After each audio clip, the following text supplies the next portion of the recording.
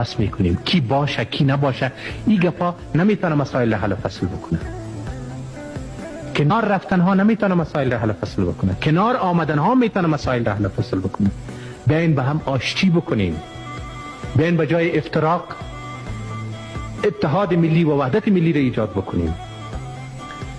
خداوند جل شانه او فرموده که واعتصموا بحبل الله جمیعا ولا تفرقوا.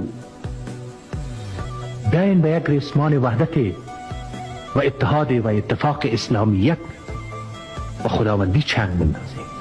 افغانی چنگ بندازیم. وطنی چنگ بندازیم. این کار انجام بدیم. ولی اونا میگن که ما به جنگ ادامه میدهیم.